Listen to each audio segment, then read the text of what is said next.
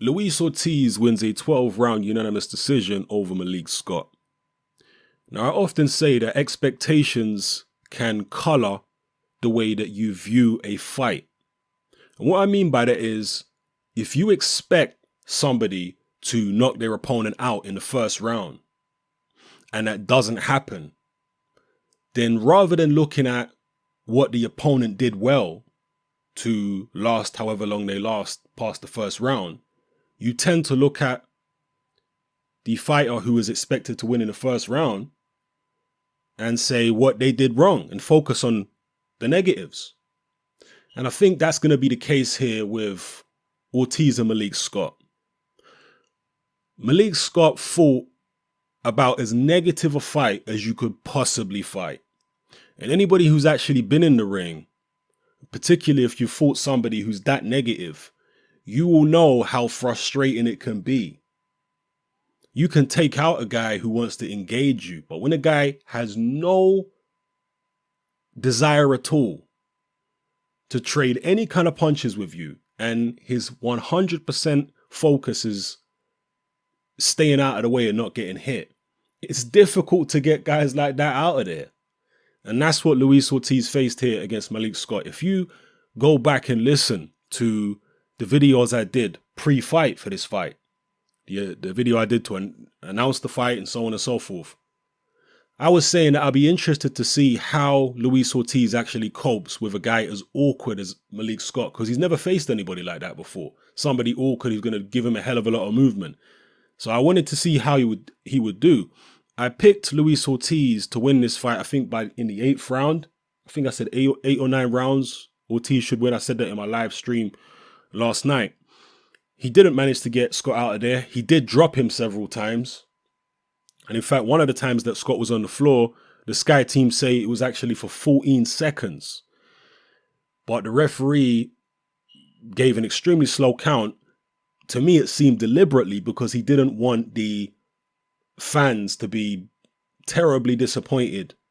And he could obviously see that Scott was capable of getting up, but just didn't seem to want to. And I guess the difference between this fight and the Derek Chisora fight, where Scott was stopped in 6 rounds, is that in the Chisora fight, he got up. He didn't manage to get up inside 10 seconds. Or he chose not to get up within inside 10 seconds. In this fight, he didn't choose to get up within 10 seconds either, but he was given 14 seconds and really prompted by the referee to get up. And again, he was down numerous times. I've lost count. So in terms of Ortiz's inability to keep Scott on the floor, I wasn't particularly disappointed by what Ortiz did in there. No. The only thing I would say about Ortiz is that with his age, and the Sky team were talking about the fact that there's a lot of speculation that he's not really 37 years old. And in fact, Tony Bellew and Johnny Nelson were saying that, this guy apparently said that he grew up watching Muhammad Ali fight live. If you grew up watching Muhammad Ali fight live, it's impossible that you're 37. Just put it that way. So, yeah, his age, I think, played a part in the second half of the fight, because his work rate dropped way, way off. And he wasn't able to put the punches together that he was putting together in the first third of the fight, through the first half of the fight. And to me, that's age. But at the same time, it might actually be good for him to go 12 rounds, because there are going to be fighters out there who'll be able to extend him. So it's better that you do that against a Malik Scott than go into a fight against one of the top heavyweights out there and don't have that 12 rounds in the bank. I know he was a very experienced amateur, but amateur fights are only 3 rounds long. And professional fights like this one are 12 rounds. So there's no substitute for professional experience. So I think it will probably serve Ortiz well in the long run. And also, in terms of getting him fights, I think it will serve him well, because there will be a lot more heavyweights out there willing to actually step in the ring with Ortiz. They'll look at that and say, well, actually, maybe he's not the killer. Maybe you can get away from him. Maybe it is possible to survive and get your own shots off. And Malik Scott did land periodically here.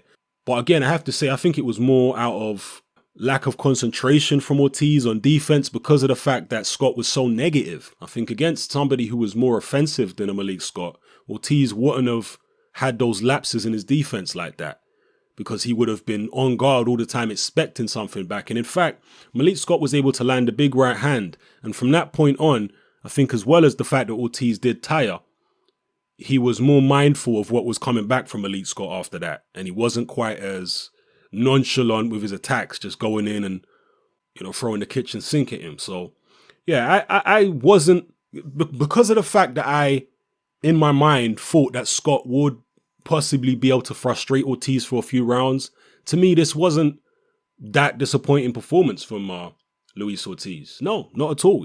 My view of him isn't vastly different now than it was before. All I would say is against the Tyson Fury, because Tyson Fury is much taller than Malik Scott, longer arms, and he can box in that frustrating fashion, but he can throw punches with it. So I would say that against the Tyson Fury, Ortiz would have a hell of a lot of problems. That's what I would say. And I would definitely pick Tyson Fury to beat Ortiz. But again, I was saying that prior to the fight, that I think Tyson Fury, I'm not sure if I made a video about it, but I've certainly said it elsewhere on social media, that I think Tyson Fury would beat Luis Ortiz. So my perception of him hasn't really changed. I think in the second half of the fight, if you're an Anthony Joshua or a Deontay Wilder or any of these other top heavyweights, that's when you're going to have to try and get to Luis Ortiz in the second half of the fight, because he is an old man and he will tire. But in the first half of the fight, he's dangerous, very dangerous. Yeah, don't let this Malik Scott fight fool you. Those guys can't do what Scott does. Wilder can't do that. Joshua can't do that. And they won't do that. They've got too much pride to fight in such a negative fashion. So they'll engage more, and that'll leave them more open to getting clipped. Yeah. And again, those people saying Joshua would have done this to Malik Scott and he would have done that and he would have got him out of there.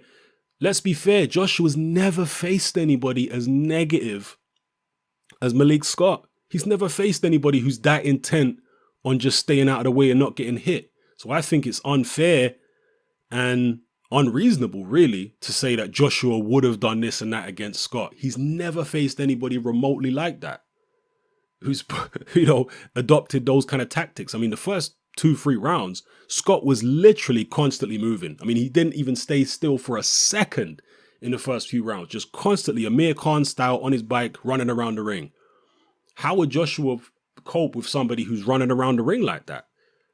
I would say that Luis Ortiz is more relaxed than Joshua. We don't know how Joshua cuts off the ring even. I would say Ortiz is more relaxed. He gets his shots off more fluidly. He probably cuts off the ring better than Joshua.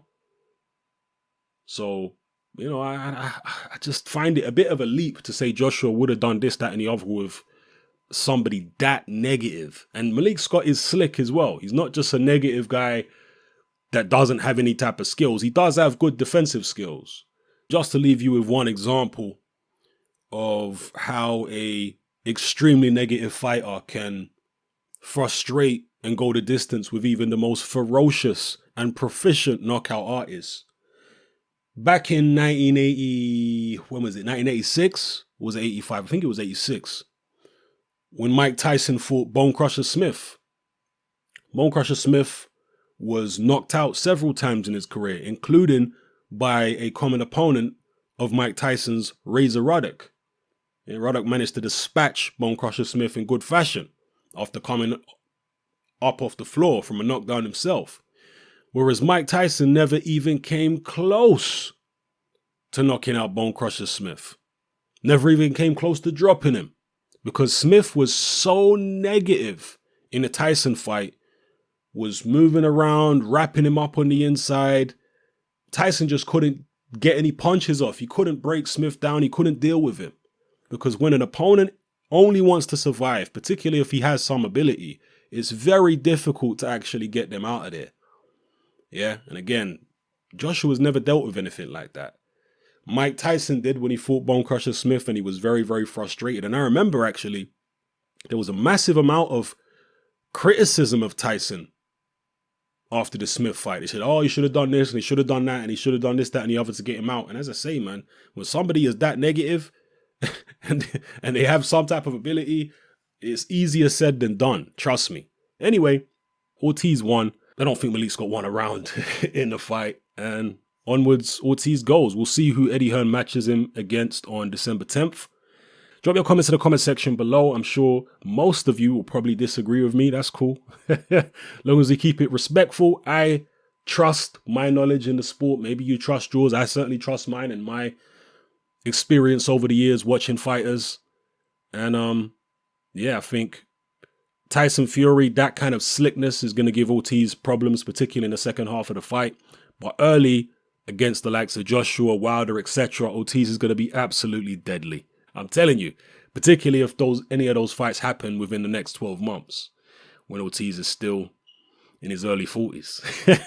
So drop your comments in the comment section below. It's your boy Hatman, I'm out.